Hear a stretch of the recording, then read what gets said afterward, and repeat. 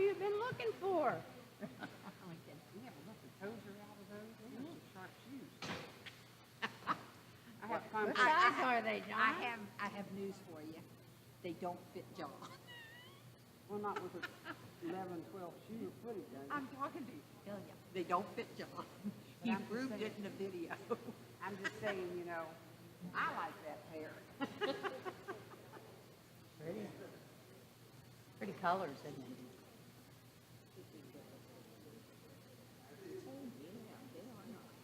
Yeah, I like the color. They go with just anything. Don't you want a pair, Henry?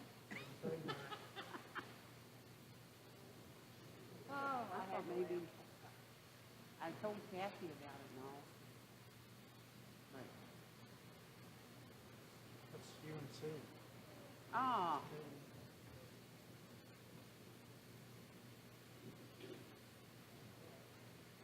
I am so proud of Charity. Matt Everett's little niece, I mean, That's where it's being got. oh, That's all the people. God. Looks like little dots. Who is that? Oh, wow. How old? Matt Hedrick's niece. Yeah. She's Test 1, 6 2, 3. months old. Test 1, 2, 3. She's at the beach. Make sure I'm on the video before. Let it catch up. That's a better picture of the people. Remember? You were down in all that mess? I happen to be on the fracture thing that I got a special seating at the end zone. Oh. Brown noser. Oh, so in other words, if I go down there, I better take some crutches with me. Yeah, he really was. We Take a walker, Yeah, it'll I know. be easier. Get on a, get with the right people. Yeah. That's from the end zone right there. That's from the end zone, and we would have been, Let's kiss him. Who's that? That's a-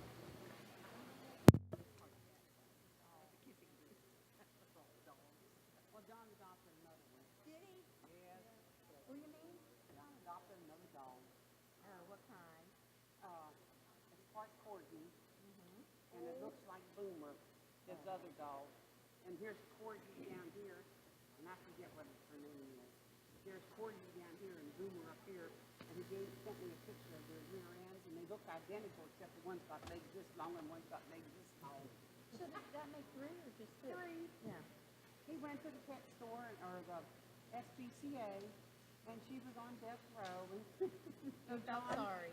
Yeah, John felt sorry for her. So he went back over to his house with his 2 dogs, taken back over to the SPCA, and they put them in this pen to see if they'll get along. Compatible, yeah. Well, they did. They got along real good, so John just took all 3 of them home.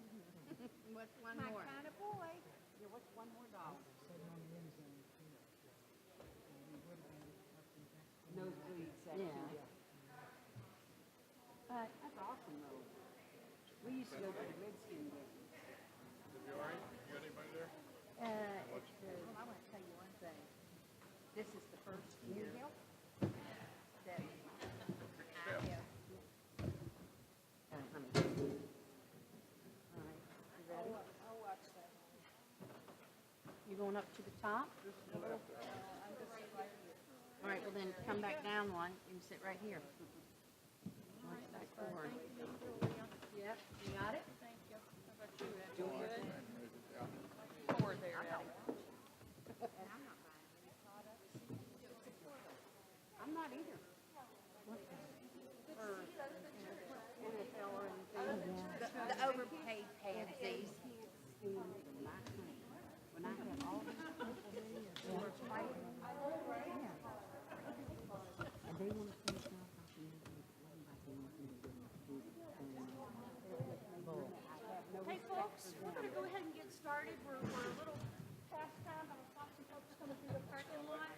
I know, right? If you're new to Neighborhood Watch, welcome. I do see some new faces, so thanks for coming tonight. I do have a sign-up sheet. And there's a place for your phone number and your email address. This is not disseminated anywhere except for my purpose. I do send out notices. If I see where you live, say we're in the Springs area, there's a break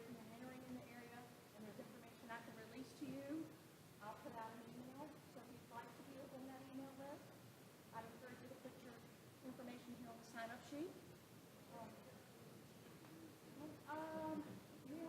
It's county information, so if you're interested in what's going on in Shenandoah County, I wouldn't mind being a part of it. So does anybody need a sign-up sheet?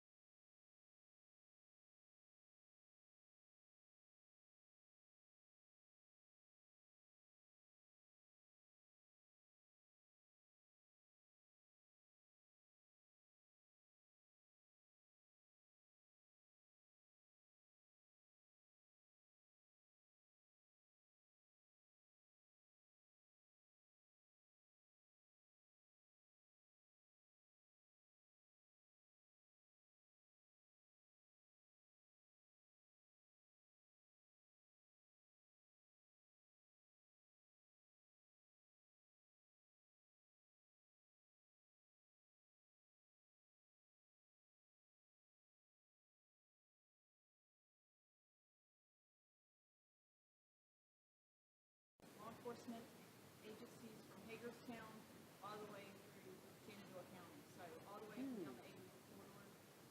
In addition to law enforcement, we've got nonprofit organization who, if we identify a young woman who's been trafficked, that they can provide services for her. We have the staff from Winchester Medical Center, the forensic nurses there are part of our group. So because we've learned as law enforcement, we can't do it by ourselves. Not a social worker. I have my role and other people have their role. We come together to make it work for recovering young women and men.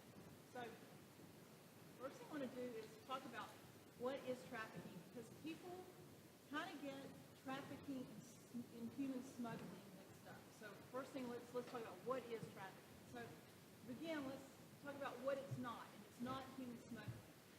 Human smuggling is when someone is just brought across the border. They want to come across the border into the U.S. for whatever reason, usually for work, and they come because they want to. It's consensual. They give consent to come across the border. It's considered a crime against the country, against the U.S. border versus a crime against a person. It usually involves international border movement. Human trafficking does not require any movement. Somebody gets paid a fee. The person that moves the people that want to be smuggled in, they get paid a fee to help move the person across the border. And then typically that relationship ends once that person who wants to come into the U.S. gets here, then it's over. Now, sometimes people who've been smuggled into the U.S.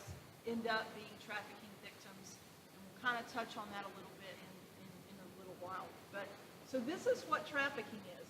It's non-consensual. So the person who's being trafficked, they aren't consenting to this. They've gotten into something that they haven't given their permission to be a part of. They there. It's not a crime against the border, it's a crime against that person who's being trafficked. No movement is required, so we don't need to cross a country line, we don't need to cross a state line, we don't need to cross a county line. It can happen right within the area where that person being trafficked is. And when I explain a little bit more and give examples, you'll understand how a person can be trafficked without having ever left conceivably their home. There's no payment involved, and the relationship with that trafficker is ongoing. So it doesn't end once the person's been trafficked, because it continues. So, and then kind of what makes up trafficking is when a person is induced by, and I'm going to talk about what is force, fraud, and coercion, but a person is induced by force, fraud, or coercion to participate in sex for commercial purposes, or if they've been recruited, harbored, transported through the use of force, fraud, and protection for involuntary servitude, debt, bondage, slavery, peonage, that sort of thing. So that's the labor trafficking portion of it. So now if a person is under the age of 18, we don't need to prove force, fraud, or coercion. If they've been forced into commercial sex, or they've been forced into labor trafficking, we don't need to prove anything except they're minors. So force is when it's pretty obvious somebody's used physical restraint or physical harm, they've been beaten or tied up or locked in a room and to perform sex acts or that sort of thing. Fraud, well, let me switch down to coercion. Coercion is usually just the threat of that. So, for instance, a young girl may be taken by, I don't want to say taken, she's with her pimp, her trafficker, and he tells her, if you run away, I know where you live, I know where your mom is, I know your sisters and your brothers, and I'll go after them.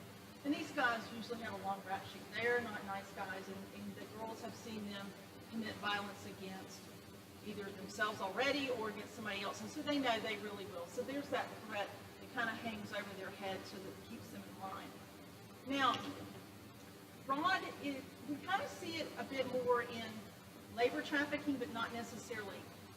For instance, if a person were answering an ad because they want to be a nanny, so they think they're going to this great job to be a nanny, and they get there and it's not being a nanny, or to be in a music video, or to be a model, and I'll talk about some instances where, that's one of the ways these guys get, especially young girls involved, is through the promise of these opportunities, which really are not. It's just something to sway a person's involvement. So that's where the fraud is. But bottom line, it's modern slavery. And this is one of the things I want you to walk away realizing, that the victims can be, I will probably generalize much tonight about being girls or young girls, but it really can be adult women, which is what we see a lot of, although they probably started when they were still minors. But it can be men and women, boys and girls. It's not just girls and it's not just minors.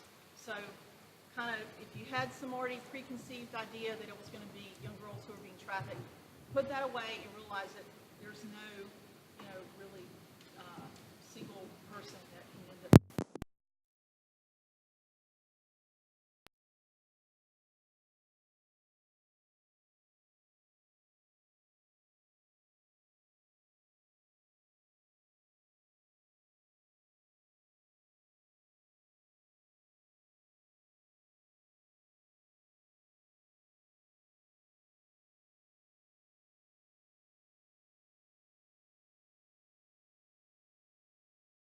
Workers come through, and so there's a very real possibility that some of them may be labor trafficking victims.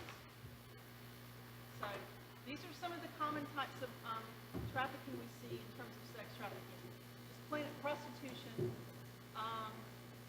and whether it be women, girls, boys who walk the streets, brothels. It can occur in homes, apartment buildings, apartments. It can be massage parlors, spas, strip clubs. We've got those right across the line in West Virginia. Pornography, and sex tourism. So those are, yes. Put a mic on it, if that's okay. Really? Pardon? Okay. Keep talking?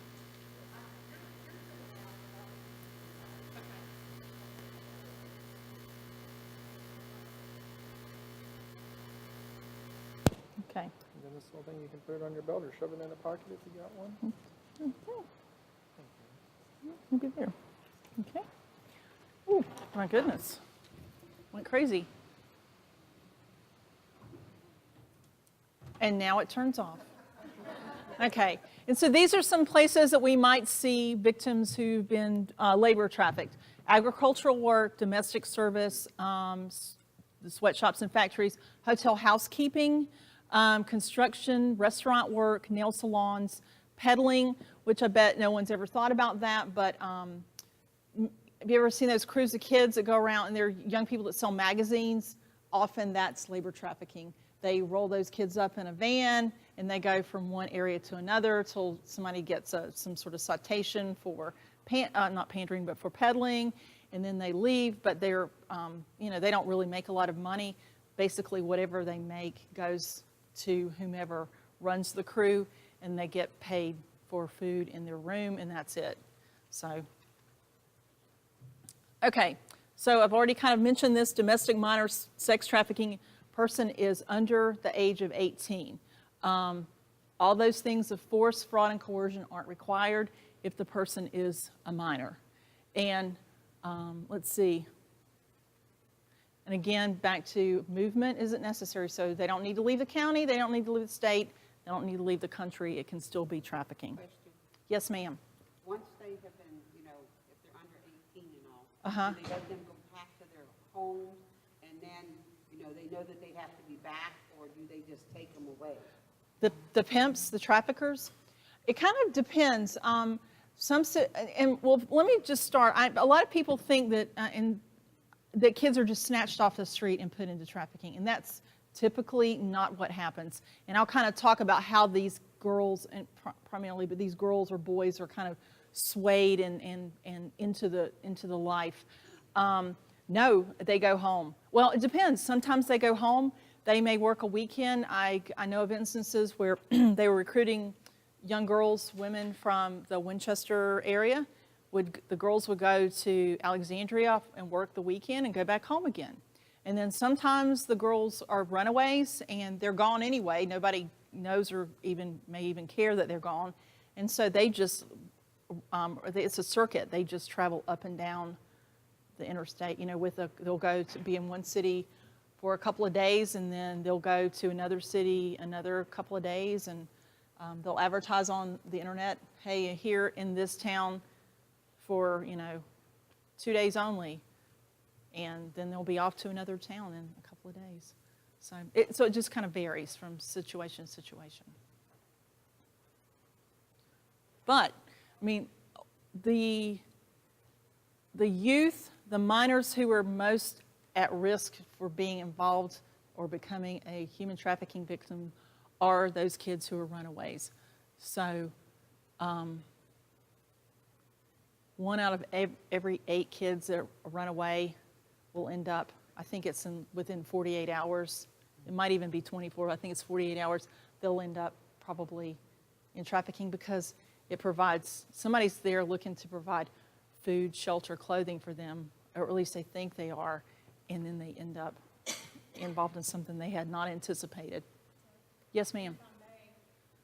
Here in Shenandoah County, we work runaways all the time. So don't think it doesn't happen here. We have kids run away from home a lot that we respond to. And when I talk about, and shortly I'm going to talk about, how do they manipulate these, how do they work those girls and boys, those runaways, to get involved? And when I explain that, you'll see, oh yeah, they're prime targets. Just the whole picture, the whole circumstance makes them prime targets to be trafficking victims. But these are some of the things that can happen when a young person is trafficked, or even not just young person, really, any person that is sex trafficked. They sustain physical and psychological harm. They get beaten, they get raped, they suffer PTSD from being repeatedly raped or beaten. whatever, they may end up with sexually transmitted infections that go untreated, so that by the time they eventually, end up in the hospital, it's probably not going to be a doctor going to the doctor's office. It's going to be in the emergency room because things have gotten so bad they need to be seen for that right away. So lots of different kinds of diseases they can be exposed to. Drug addiction, that's one of the things that we're seeing here is, it's a question of which came first, the chicken or the egg. Are they drug addicted to heroin because they got involved in trafficking, and it's one of the ways they can just kind of numb the experience and kind of continue to live that life every single day? Or was it, they were trafficked and their pimp turned them on or got them addicted to heroin so that he could control them? And so that's one of the things that we see. Unwanted pregnancies, sometimes they may have abortions, but other times,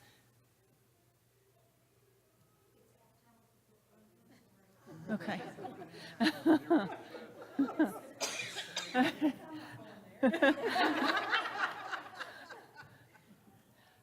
But they may terminate the pregnancy, but then they may carry the pregnancy to term and have the baby, and that baby becomes part of the life. I know of one instance, this case was from Northern Virginia, and that was one of the ways that the pimp controlled the woman, was he had the children. And if you want to see your child, then you're going to go out and you're going to do what I tell you to do and bring me the money back. So malnutrition, a lot of times the pimps control what they eat. I mean, they control everything, every part of their life. When you get up, when you go to sleep, what you eat, how much you eat, when you eat, everything. And so if they're not being fed properly, they could be malnourished, and then obviously death could follow on. Okay, so again, it goes back to, even though I've talked about runaways are particularly vulnerable to becoming victims, there really is no standard profile of what a victim is going to look like. There really isn't. You can see people from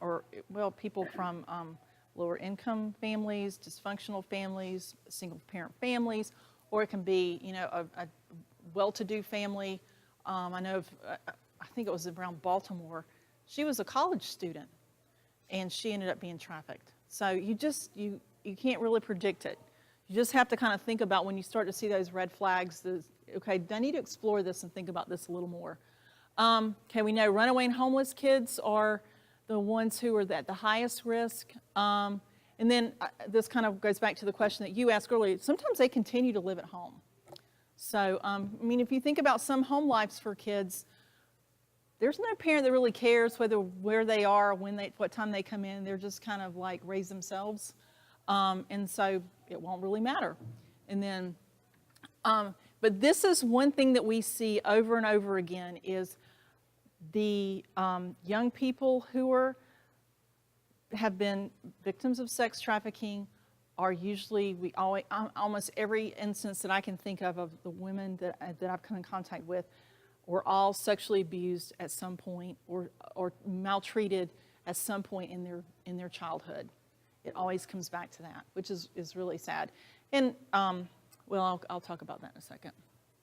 Okay, so what are some factors that we kind of associate with those kids who've become involved in trafficking?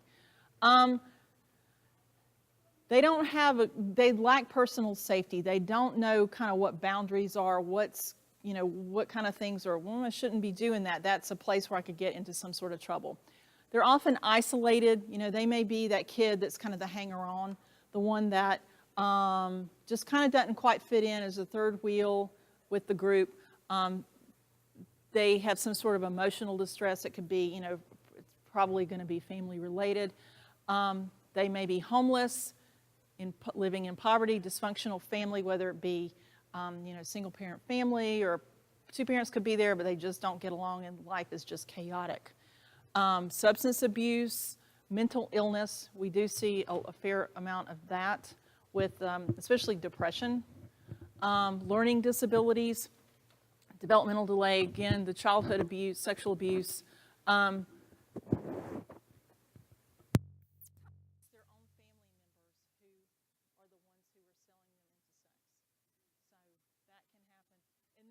lack of social support. And I'm going to kind of go into more of this as I explain in a few minutes. So for kids that are school age, and if you're dealing, I don't know, it looks like we've got a range of ages here. So it looks like we've got people who may have school age kids all the way to grandparents. So somebody with a young person. So kind of what are some of the kids we're seeing? It may not be your own kid, but it may be your kid's best friend, you know, and you might be the only positive role model, the only decent adult in their life that could be looking out for these red flags. And so kind of what are some of those things? Child doesn't attend school on a regular basis or has, you know, those unexplained absences, whether it be because they've traveled, you know, they're on this circuit and their trafficker's taking them out of town for a couple of days, so they're missing school. Or they're sick because, you know, whatever they've been through, they just can't get up and go to school. They frequently run away from home. They may talk about frequent travel to other cities, again, if they're on that circuit. Like, well, I was in Chambersburg this weekend. Well, what are you doing in Chambersburg? Well, I was in Chambersburg and Harrisburg, or, you know, and they've run that little gamut. So frequent talk about that sort of thing. Then just physical signs where they maybe have been beaten. They may be withdrawn, depressed. They don't seem to have any control over their personal schedule. They've got to ask somebody, and it's not their parents if they can go and do something. They've got to ask their pimp if they can do that. And then one of the things that the pimps do is they take away their driver's license, their identity card, anything that, the things that you need to be able to function in day-to-day life, you can't go without. And they take those away to hold them captive, really. And then we talked about the hunger, malnourishment, and then inappropriate dress. They may be wearing really risque clothes for the age they are or for the environment they're in, or, you know, they may be wearing long sleeves and it's dead of summer and because they need to cover tattoos and bruising.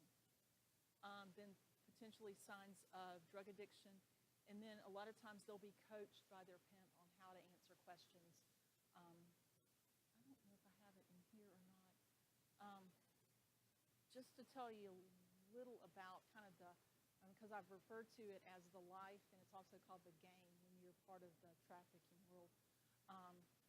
The girls, a group of girls that a pimp controls, is called a stable, like a stable of horses. The pimp they'll often refer to as daddy, which is important.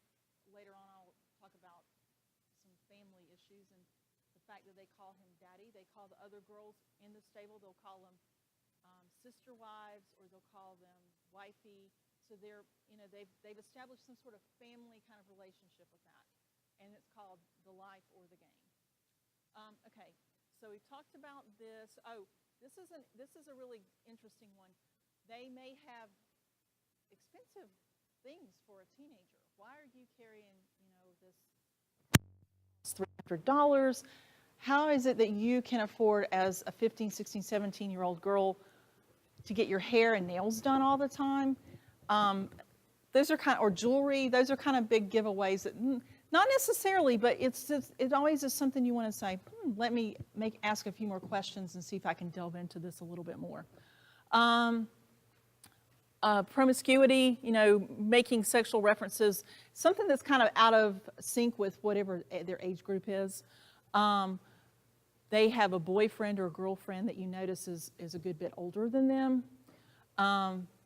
They may have scars, tattoos, and bruises. I think I've got some pictures of some tattoos, but it's called branding, and the pimps will have them tattooed to designate that he owns them. They're marked with his, you know, brand. Do all the pimps have different tattoos that they use to know that it belongs to the stable? A lot of times it's their name or it's their initials. It's like, I know I'll have to see when we go through, but like a bag of money and with the name, or a crown over his initials, that sort of thing. So yeah, you can kind of identify that that's, you know, that girl belongs to so-and-so.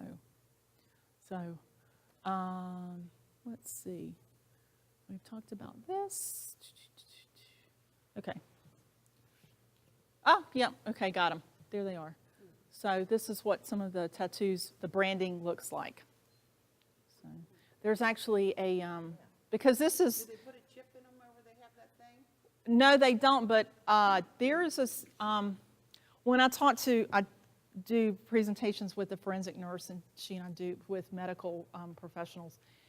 And there's one article that I read in one of the journals about, because a lot of times in law enforcement and in emergency medicine, you see cuckoos come in. You see people that have some issues come in, and you're like, oh, gee, and they're not going to make any sense. You're going to go, oh, what am I going to do with this? So in this one particular instance, this journal reported on, this woman came in, and she said that she had a chip embedded in her. And so they're thinking, well, she's probably, maybe schizophrenic, mentally ill at very least, and she thinks, I've had plenty of those phone calls myself. And so so they started to, she insisted, yes, I have had a chip implanted in me. And they did the physical on her, and they found, sure enough, someone had implanted a chip, like one of those that you put in pets, in her arm, and she really had, and it was her trafficker had implanted a chip in her to keep track of her. So that can happen. So, okay. So now I'm going to talk about how these young people can get involved in trafficking. Again, it varies dramatically. It can be a stranger. It's rarely ever this kidnapping where somebody's snatched off the street and put into trafficking. But it could be, I think I said family member, or it could be, just a stranger who manipulates them.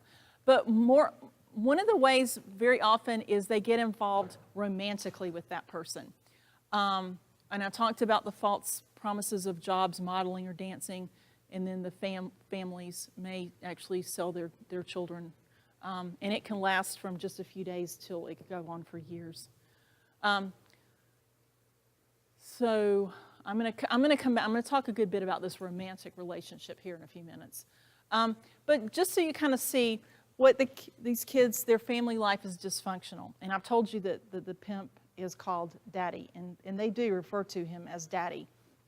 And so, and he's got these girls who they're like, they're sisters. They're like their sister-in-laws. It's like a family. And so these girls or boys are looking for a place to belong. They're looking to get out of that dysfunctional family, and then he provides that, or she provides that, because women can also be traffickers.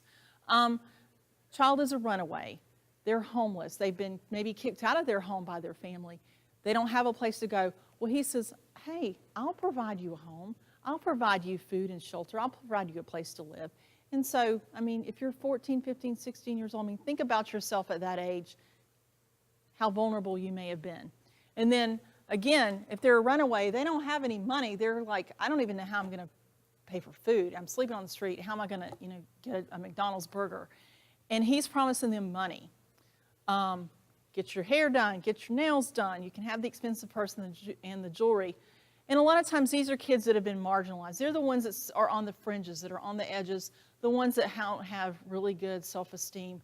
And so they're kind of like outcasts. Sometimes for the boys, it may be that and I shouldn't say just boys or girls even. They're maybe homosexual. They may be transgendered. Think about that population as a young person and trying to find a place to fit in, and they're on the fringes, and that trafficker offers them acceptance. And when you're a young person, even when you're an adult person, you want to be accepted by other people. And so that's what the trafficker promises. And so that's kind of part of the pull that gets them involved in the life. Some places that we see young people and adult people are targeted. Social media sites, the number one targeting place is Facebook. So if you have young people or you yourself, you need to control who they're friends with, what kind of information is shared. Think about, okay, I know Robert. Robert's got a friend. Robert and I are friends on Facebook. Robert's got a friend named George, and George sees me, as Robert's friend, and he wants to friend me. Well, I look and go, well, hey, that's Robert's friend. He must be okay. So I accept his friend request. I don't even know this guy. He could be, 45 years old, living in Georgia, who's trying to find a young girl.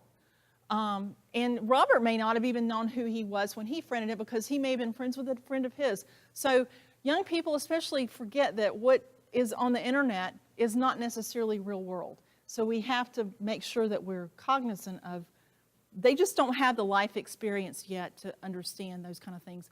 The other thing is, they share and share and share all kind of, I mean, you know, what did you have for breakfast? And so you've had a fight with your mom and dad, you're angry, and that person is out there ready to say, oh, I know how it feels, and I'll be your friend, and, you know, just ready to suck them in to some life, and the young person doesn't really see it coming. Usually, the other person from the sheriff's office that I do this presentation with sometimes, Scotty Thompson, he's done a lot of internet crimes and crimes against children, that sort of thing, and he always tells this, and so I'm going to repeat it because I think it's really, really good. People always say, well, you know, I don't want to invade their privacy, you know, my kids' privacy. Well, they're putting everything out to the whole world, so how are you invading their privacy? And honestly, that's your job as a parent or you know, that's your job to do that. So I encourage you, invade their privacy. They've shared with the whole world, so how is it that you're invading their privacy? Let's see, telephone chat lines, I don't even know what that is. You know, I got some of this off of a website, and the Department of Education had after school programs. These guys will identify where the group homes are, like foster kids, because those kids they often fit that bill that we've already talked about. They've been abused, they've come from a dysfunctional family. They're the particularly vulnerable young people, and so sometimes they'll identify where those group homes are and target the neighborhood where those kids might be. After school programs, because parents are at work and the kids got to be somewhere, and you know, so they're not being attended by their parent. Shopping malls, it could happen in the mall. Think about, have you gone to the mall and you've seen kids hanging out there, and a whole group of them? And so one of the things, this is one of their methods that they target, is they see you know, a group of kids. One kid's kind of you can tell that one kid that's kind of on the outside, that's not part of the gang, trying really hard to fit in, and just low, no self-esteem. And so all the kids start leaving. One kid's trailing behind, and he goes up, you've got the prettiest eyes. Your hair is just beautiful. Now, a girl that's got good self-esteem is going to look him in the face and go, thank you, and move along, or not even acknowledge him and move along. One with low self-esteem is going to be like, wow, nobody's ever said anything like that to me. And that the eyes go down. And you can just, you've probably dealt with these. I mean, I taught at school, so I saw these kind of kids, and you've probably seen them just every day in your life. And he's like, okay, that one's ripe for the picking right there. And it may start out something like, well, hey, do you want to go get ice cream with me? And it just progresses on to, well, let me get your nails done. Well, let me take you shopping. Well, let me get you this. And until soon she thinks, that's my boyfriend. And she starts out calling him her boyfriend. And eventually he's going to buy her things. And then it's going to be, well, baby, you know, this isn't free. And I don't have any money, so you're going to have to help me. If we're going to live like this, you're going to have to help me. And then that's how it turns, you know. And then she's like, well, I love him, and he loves me. And so, you know, you start, and then it gets ugly, and there's no more love. It's just a beat down when you don't do what you're told to do. And that's how it all happens. So, bus depots. I don't know that we have that necessarily around here so much. Clubs, and then through friends and acquaintances, they'll even recruit on school grounds. So, do we have any teachers in here? Okay, some kid that graduated 2 or 3 years ago who keeps coming back to the camp. Why are you back here hanging out with the younger kids? And you got to wonder, okay, why? Seriously, why are you back here hanging out with the younger kids? Are you there to recruit? I know of a girl who ran away, somewhere from New England. She ended up down here, and she's back now. But it was some kid that recruited her at school. So that was exactly how it happened.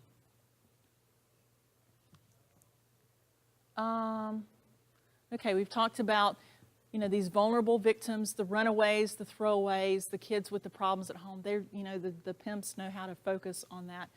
They're tricked into it. And then we think, why don't they leave? And it's called, the new term is trauma bonding, but it's like Stockholm syndrome. That person provided for you, and it could be worse if I leave him. First of all, I could get beaten if I leave him, but secondly, if I leave him, where am I going to go? What am I going to do? So there's that trauma bond there. Let's see. So that, again, the concern of violence is very real against themselves, and also the threat of potential, a girl may want to protect her younger brother or sister and not get, and be willing to toe the line because he's threatened her younger brother or sister. They're taught to distrust law enforcement, and then we've talked about that trauma bonding. So, yeah, this is the other thing that makes it really hard for all these words, because, trafficking is kind of a new, it's not new, for sure it's not new, but it's kind of brought to the forefront in the last few years to people. But before that, these are probably some things that you heard, that how a girl or a boy would have been described, or a young woman who would have been described, and I tell the nursing students when I talk to them, there's not a girl who wakes up and a little girl who her aspiration is to grow up to be a prostitute. That's not their dream. And so, but this being looked at this way is one of the barriers for somebody to come out of that life, is because they're like, well, you just look at me like, I'm just a prostitute,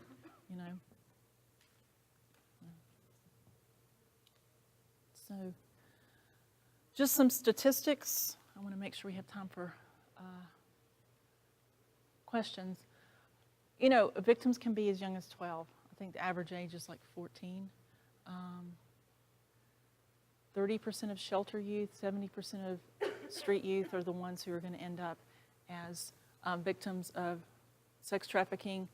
Often it's, and particularly for boys, they refer to it as survival sex, because it's not, and the boy may be with men or women, but their purpose for either is just food, shelter, clothing. Food, shelter, and drugs. So 75% of child victims of prostitution are under the control of a pimp, versus others would be considered family. Now, and as I'm talking about this, I've kind of used the term prostitution, and there are people who make a conscious effort that they want to be prostitutes. Now, their circumstances may be such that they feel like they don't have any other options. They may not have any job skills. They may have a record and they can't get a good job, and so, but they're not managed or controlled by someone else. I can think of 2 women off the top of my head right now who they consider themselves escorts. Nobody takes their money. They post themselves online. They make their dates and they keep all their money. So I'm not talking about those folks as opposed to ones who are controlled by a pimp, who have no choice. They can't get out for fear of what will happen to them. Okay, and I did have that right. Within 48 hours of leaving home, 33% of those runaways will become involved in prostitution. And then estimated 100,000 kids used in prostitution in the U.S. every year. So, buyers are all ages, ethnicities. It just varies. And we've kind of talked about this. The traffickers, boyfriend can be a family member, a coach, a teacher, anybody who has control over that young person. Let's see.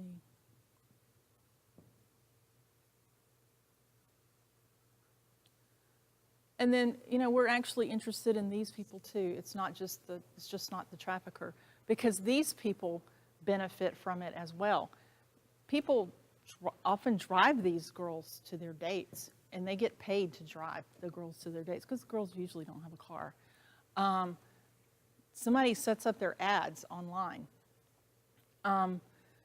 Hotels and motels, the owners or the managers or the front desk clerks may well know what's going on in that hotel, and they may be getting a kickback to keep their mouth shut and let go on whatever goes on. They may even give them a break on the room in exchange for, you know, a little bit of money. And then landlords who know what's going on in houses or apartments that are rented, and that it's basically being run as a brothel, and they just kind of ignore that. Okay, so just some things about Virginia specific to us. Virginia's, I think it's number 5, top 5 in the U.S. for human trafficking. And because we're a big, heavy tourist area. I mean, we've got D.C., all the things that go on in, you know, D.C., all the touristy things. We've got beaches, we've got the military bases in our state.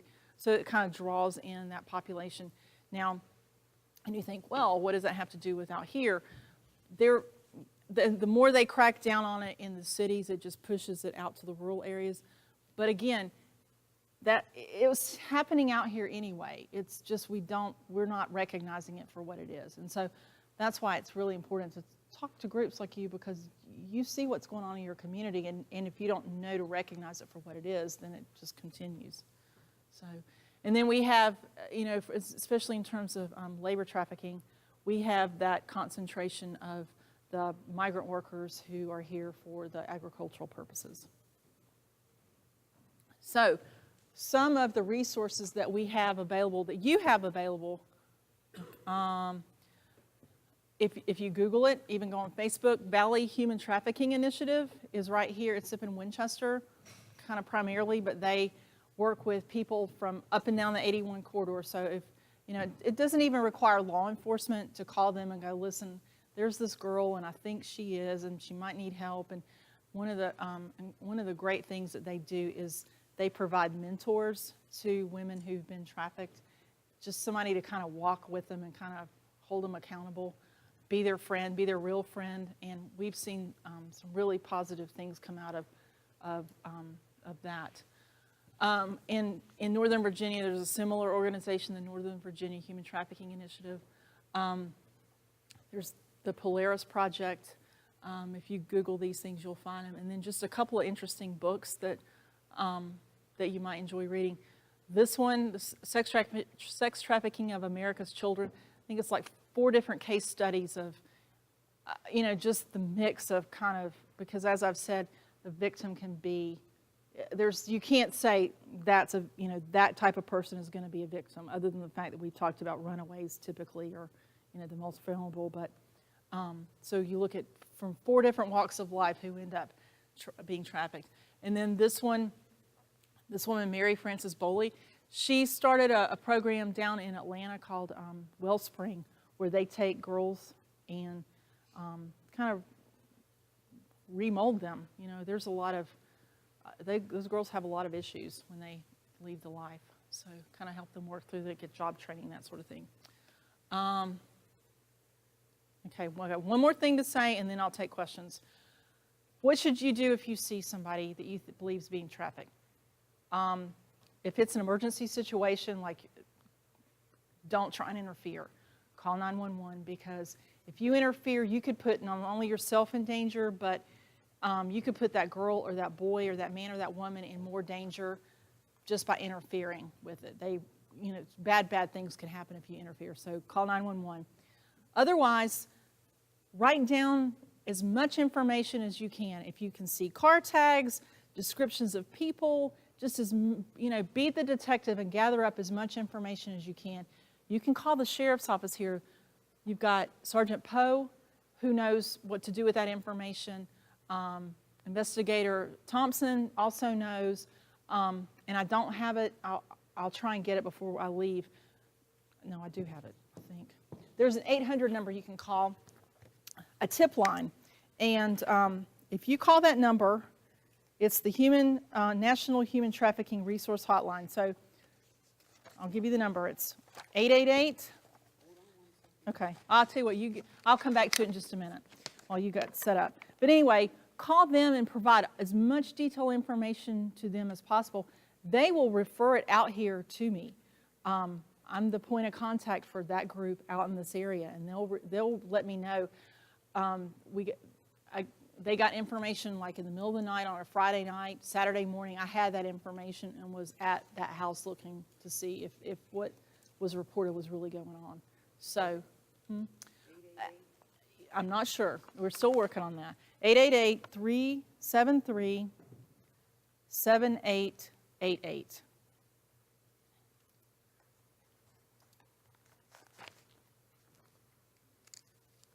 Okay.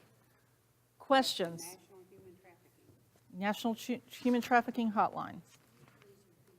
Yes, ma'am. 888-373-7888.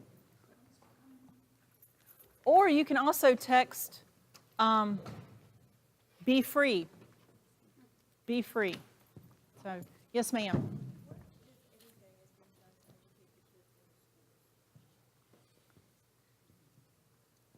Good question. What's being done in the schools to educate young people about this? I can answer it. Okay. At the middle school level, and some of you know this, every school in Shenandoah County middle schools, they're issued a Chromebook. When they're issued that Chromebook, you as a parent have to come to a meeting and do all the paperwork, of course, that goes along with that. But the school resource officer at that school is giving a presentation on safety of that device and what can happen as a result of using that device. He or she goes into an element of sex trafficking, sexting, child pornography. So that's done at the middle school level for every kid that gets a Chromebook. But I'm going to tell you this, and Tess will probably kind of understand. Last night we gave the talk at Charlesburg Middle School. We had a parent stand up. She was irate. How dare we talk about these topics with her children in the room? She got up and left the meeting, and then she blasted us on social media today. How dare, because he used the word genitalia. Well, guess what? Middle school kids know genitalia. They do. Drive a bus, you'll hear a lot. So that's something that we're faced here in a small community. And I look around the room and I know almost everybody in the room, and you all know us. So we're fortunate in that way, but that small-minded mentality is that it doesn't happen here. And our kids don't know about sex trafficking, and our kids don't know about sexting and child porn, but they do, right? So, but we do that at the middle school level, and then we do various talks at the high schools through a program called Virginia Rules, and there is a couple of classes in there that touch on crimes against children, and we do touch on human trafficking, not near as much as we are going to move forward, because now it's more prevalent. And if it's in Winchester, it's here. It is here. Uh-huh. Oh, okay. Yeah.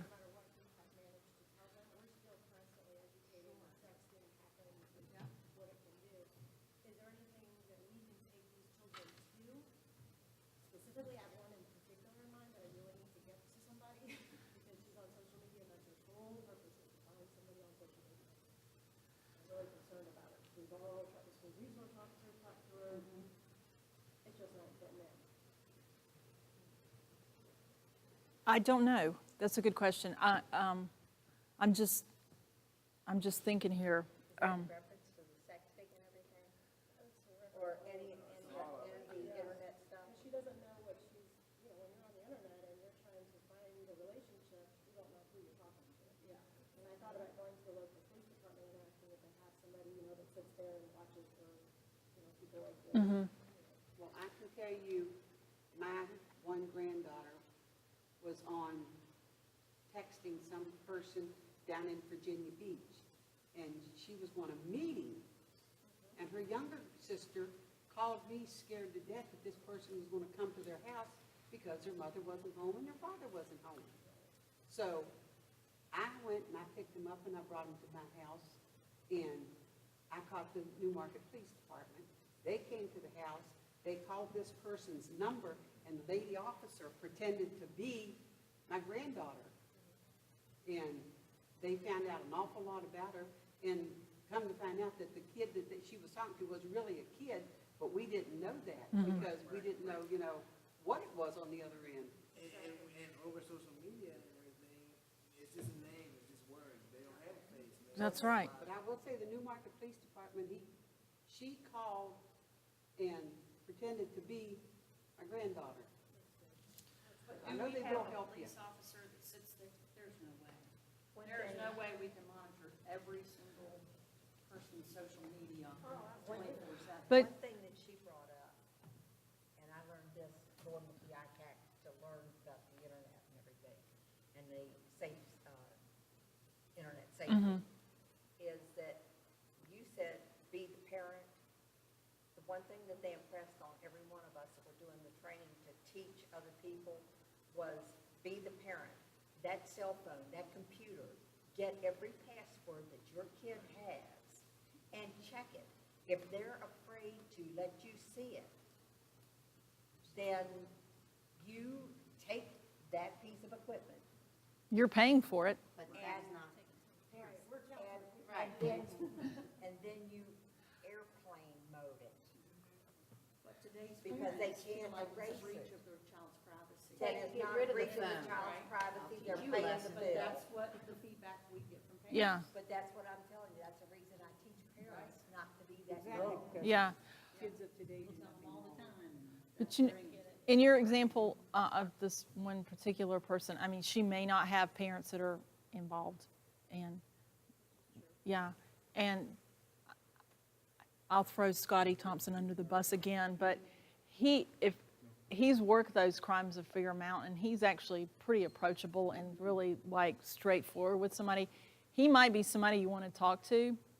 Get your SRO in your building, and I know you all, but I don't know what building you're in now. You at Central still? He's at Central, he's temporarily. Go to Victor. Go to your school resource officer in your building, whichever building, and ask them for Investigator Thompson's contact information. We work with Sky works with us and schools all the time. Yeah, and the other thing is, it's sad to say, I don't want to be this defeatist, but there might not be anything you can do, except to be that person when she needs a place to come back to, who's not judged her, who's not said, you're just a juvenile delinquent, you're just a hoe, you're just a prostitute, you're promiscuous, that she knows that's an adult I can trust to not judge me and that really cares about what my future is. And that may be that may be all you can offer her. And I hate to say that, but sometimes that's all you've got, which is actually a lot for a kid that's got nobody like that. So, yes, ma'am. How much of it do you figure is going on or increased, say, in the last 2, 3, 5 years in this area? I mean, it's definitely here. I mean, I'm not saying that, I'm not gonna sit here and tell you that, we're overrun with it. But it definitely. Taking up residency. And a lot of it is people didn't realize it for what it was. It's, oh, that girl is promiscuous. She's a slut. Her parents don't control it. So you're looking at it through a different lens. And now hopefully you're educated and you'll look at it a different way. And so because a lot of the problem is it's not been identified. It's one of those we don't know what we don't know kind of thing. So anyway. Well, I know my husband's a truck driver, Uh-huh. and his company goes through what to look for Yeah. and turn it in, just through their education. Yeah. And there's a group called Truckers Against Trafficking, and they're very active. It's pretty amazing, all the things they do. So it's pretty good. So, yes, ma'am. As our population grows, technology is more prevalent. Mm-hmm. And drug increase has been off the wall. Uh-huh. With all this information that we have, I really don't believe that people now don't have the ignorance as to what's going on. Is it because they're afraid to say something? And how productive are we if someone does call one of the phone numbers, or get in touch with someone I know? Abby knows how many times am I on the phone with a variety of different things. But how productive are we with stopping some of this, curtailing it, or are we just spinning getting our awareness with the hopes that something's going to work? I believe that we really are curtailing it. Since our working group started, and we've done a number of operations in the area, we've seen, for instance, the way that the girls typically post their advertisement is on Backpage. And when I first started looking at Backpage, it's kind of like Craigslist, but you make dates on it. And when I first started to work trafficking matters early 2015, there were tons of posts. And now you cannot find, it's hard, you said you saw one new posting in Front Royal. It's hard to find posts now, so I think we are making a dent on it. The unfortunate part is it's probably moving to other areas where there's no policing going on, which is unfortunate. But I mean, I do think we've identified pimps, we've identified groups, so I think we are making a difference. So. And if somebody does call one of the phone numbers, how long, I mean, I realize that you probably don't get back to people that have called. Right. Mm-hmm. How long is it before, action is taken? And what usually happens, I mean, this whole privacy thing is a big issue because everyone's afraid of stepping on something. Well, I'll say, when you call the 800 number, that 888 number, you can do it anonymously. So if you have, fear that, whomever is there'll be retribution, you can call and make an anonymous complaint. We'll follow up. Again, that call came in the night. By the next morning, I knew about it on Saturday morning, and I don't live in Winchester, and I was back out here working on it, and we worked on it. And we continue to work on that particular matter. So we're responsive. It's not like on TV. It doesn't happen in an hour. And that's kind of a hard thing for people to, even though we say that and you're like, yeah, I know, but it really is a hard thing to grasp that it does. It can take a year. I worked a case in New Orleans for 5 years before we ever went to trial. So it was a long time. So so it takes a long time. And so you can't be discouraged. And you'll never know. I mean, it's probably, unless you follow the paper and something pops in the paper, you might never know. You just have to know that you did the right thing by making that phone call. Pardon me? With the hopes that something is productive. And we take it very seriously. We do. We absolutely do. So. I have a question from one of our online. Okay. Let's see if I can get it right.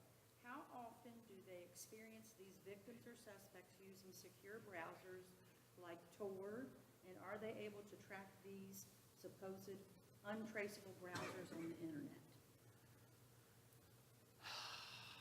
I don't know a lot about Tor.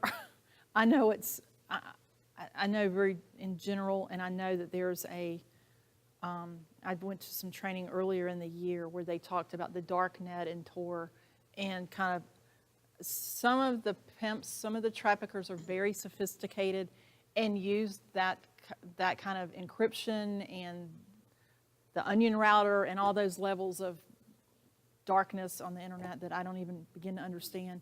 And some are just as very simple as Backpage, Craigslist, it's pretty out there. So it varies. So, Get the hackers to get about Equifax. They could probably find that. Maybe so. One question at the last meeting was the folks who came to the meeting came thinking human trafficking was your kids are out back playing in the yard and they grab your kid and they go. So can you maybe touch on that? Yeah, and that again, it rarely is. That's just not the way it happens typically. I mean, not to say that you keep an eye on your kids, but not to say that that's how it rarely happens that way. A lot of times it's that whole, the romance, like Romeo. It's called Romeo pimping, where they're the boyfriend, and they just because they know how to look for those vulnerable kids, the ones that would be most likely to, fall prey for something like that. As a matter of fact, if you go on Amazon, I tell this every time, if you go on Amazon and you Google about, or do a search about pimping or pimps, or not trafficking, pimping, there are books on how to be a successful pimp. That they're like, I guess they're probably self-published kind of books, but you can buy books on how to be a successful pimp. Sometimes music will talk about it, how to be a successful pimp. they teach each other, so. And so you all know, this person asked about Tor. Even we don't know that much about Tor, okay? There are sites out there that these kids know about. And they're apps on their phone where they know that they can talk privately and know, there's an after-school app. Well, who would think that's bad? But it's actually a place where they go and they have private sessions that they can talk to. And so there's so many Are you saying of tour those. like T-O-U-R? T-O-R. THOR. No, it's T-O-R. Yeah. Are those like, that's not, I'm I don't oblivious know. to that, they just I don't know that disappear? much about it either. About but- Tor, or, yeah. All I know is you have to, you can't just Google it and get into it. You have to be invited, you have to, well, no, but you can't get into Tor. You can Google and read about it, but you can't get into that level. It's like it requires an invitation, and you have to have all these special codes, and they're only good for one time. You know, it's way over my head, but it's very complicated. It's very very sophisticated. Yeah. So that's why it's such a scary world. Well, they got an email here you contact. But for those of you that work with the kids in the schools, I know you touched on that a little bit about, you know, you all touch on lightly or whatever, or I don't know how in depth you go, but how receptive are the kids, or are they non-receptive to this information in warnings and things?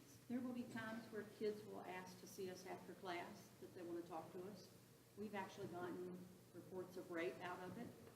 Okay. Anytime we do a session, we're prepared that something could be disclosed out of it.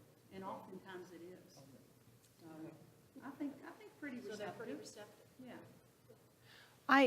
One of the groups and I'm so glad you all here, because again, it's not me that's going to see those red flags, because I'm not mixing and mingling with young people, but it's the people in the community. So I'm glad you all are here. And the other group I would love to be able to talk to at some point are teachers or school staff, because they're the ones that interact with kids on a daily basis. I mean, I remember when I taught school, and kids they think about parents or adults as just stupid. You know, you can hear something and you really don't know what you just heard. They would sit in homeroom and counsel each other on how to do certain things. I can hear you. I'm not stupid, you know, but I'm an adult, so I can't understand.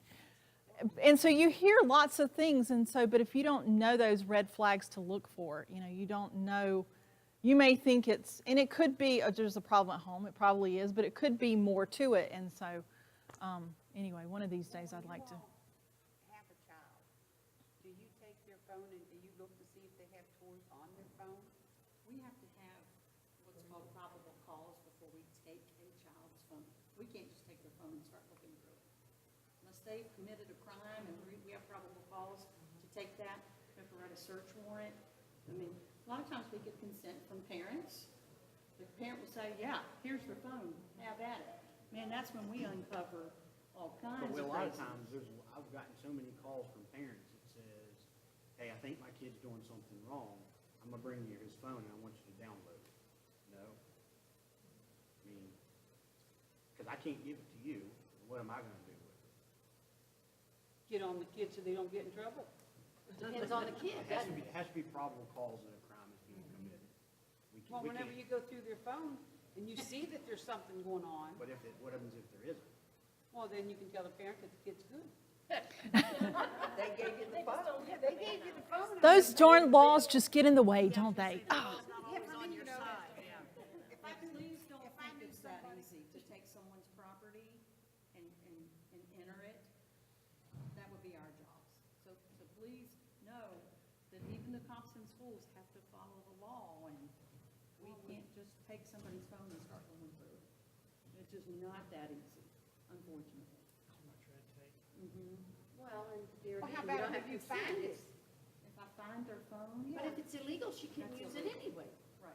Would you want me to find your phone and go through it? Like literally. I have nothing on there that's good. That was a bad question. because I don't know you, right?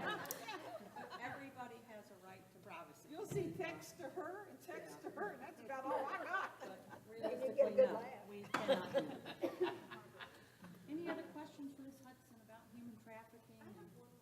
Yes, ma'am. Are you seeing any young girls trying to recruit the girls?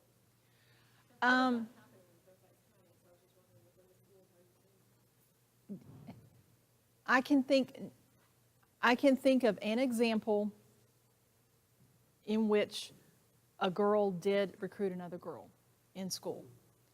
And I know of, this is a person I had an interaction with, but I know of other examples where they did, because they're like, well, how do you get your hair and nails done all the time? And how is it that you got that really nice $300 purse?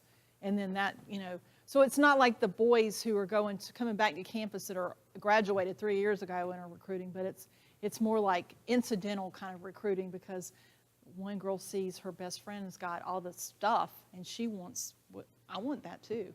And now sometimes I don't know, I don't want to say specifically in school, but sometimes the pimps do have girls to recruit other girls. That is absolutely the case. That's Yeah. actually their job then to recruit. Sometimes it is. Yeah. Yeah. But do the parents ever say, where did you get that Michael Koren purse? These are parents who are not Yeah. connected most times. Yeah. These are your kids who, They're Just- like she said, oblivious they're on to- the edge, they're not supervised. Our home life is so bad, they've run away, and this is where they fall. So most times it's not that parent that would notice that. Has Shenandoah County had any attempted abductions?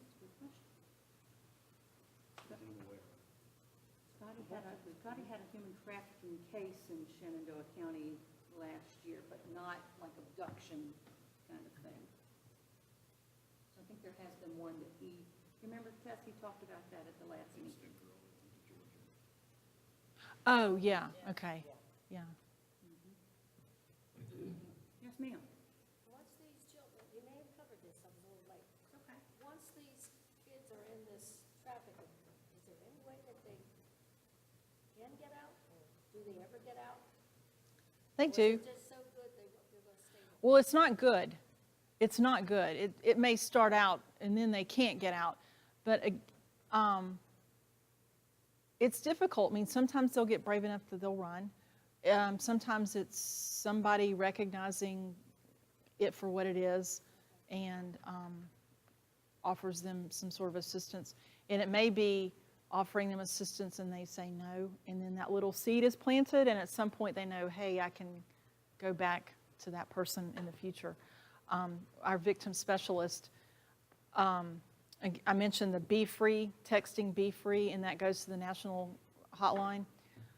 She prints out these cards that has the 1-800 number and the Be Free, and she laminates them, and girls that we come in contact with that don't, they're like, no, I don't want any help. And I'm talking adults, because when you have a minor, you kind of get into a different realm with Child Protective Services, that sort of thing. She'll give them that card, and they'll put it in their shoe, and they've got their shoes, and it may be under the insole of their shoe, but they've got that for the future, and when they may be ready to get help. That night may not be the time, but they start thinking, maybe there is a little bit of hope out there for me. So, and they never see themselves as victims. That's the really hard part. And they're very offended if you call them a victim, They can't see where they're a victim. I don't understand. Well, I mean, you think about, I know this one girl, she would talk about her drug dealer and suppliers till the cows came home, but she would not talk about being trafficked. And because if you think about it, it's the most intimate part of yourself that you've said you've given up control over, or it's been taken from you. You've got no control then. And so that's a hard thing to come to terms with. And so that's kind of like, So it works on them mentally. a lot of it is mental. Yeah, absolutely. The trauma bonding. Look that one up, trauma bonding. She didn't touch on is some of the girls choose to go that route because they're told, well, you can make more money if you're with me. I've got all these girls, and sometimes they see it as well, it's a choice I made. Yeah. So they don't want to recognize the fact that they just got swindled, So It's hard to admit when you make a mistake, and when you make a mistake that big. Even when you're young and you don't have really, you're not playing on a level playing field with an adult. It's still hard to say, yeah, I did that, you know. So they don't, no, this is my choice, this is where I want to be. So it's a challenge. It's a mental thing, absolutely it is. It is. So, it's very hot in here. I'm about to die. So, Guys, special thanks to Ms. Tess. She's come a long way. So please give her a round of thank you so much. applause. Glad to be here. And thank you all. You know, I say it every time we meet. You're an extension of the sheriff's office. For you that attend meetings regularly, we count on you all. If you see this, we had a group that met in Tom's Brook, and there's the truck stops there. And one lady said, you know, sometimes I see things and I think, oh my gosh, that trucker, he kind of put her in the truck, it didn't look right. What do? Do I run over there? Remember, we never want you to put yourself in harm's way. Tag numbers, as much information as you could get. What she looked like, a description, the tag number, the truck name, the truck number. But we don't want you to interfere and do those things that put you in harm's way. But we do greatly appreciate everything that you all do for us at the Sheriff's Office, and those who have not been, thanks for coming out, really appreciate it. I will extend a small apology. We had our technology people here running our program tonight. However, we're in the middle of a pretty big incident right now. The Sheriff's Office, I don't know how many of you get on our Facebook page, but we do have Wanted Wednesday. Last Wednesday, we put our wanted subject out. He actually had an accident on the interstate at the 295 exit with a mobile meth lab in the car. Wow. So he is under arrest and in our custody, and we've got this mobile meth lab on the interstate. So Sergeant Bernaz and Ms. Shauna had to step out and take care of that business. I apologize for... Am I going to be able to go up North 81, or am I going to? Because the last time when we were at the church in Tom's Brook, yeah. I had problems coming down. I had to take the back road because there was a couple of trucks had been, yeah. It's the Shenandoah County Sheriff's Office. I don't have any business cards with Please, me. guys, I can give you the number to if you call are not though. on the Sheriff's Office Facebook page, we post Okay. everything. Who's on it? Man, how much do you learn from it? I don't do You're gonna know Facebook. everything that's posted. You gotta get it. Julia, you ought to get it. You know, you are in the know so much, you ought to get it. Weird one down my street. Uh-huh. And they came from Corona. How awesome is that? Thank you to all the guys. I live in Weir's Cave. We appreciate that. Hope you found it in there. Oh, yeah. All right, folks, thank you so much. Appreciate you. Thank you, ma'am. Go on Facebook and look Shenandoah County Sheriff's Office. No, I have to look up just the Shenandoah County Sheriff's. That was a weird vehicle down my street. And they see I got two of them. Did you see? I thought, there you go, baby. Get back, buddy.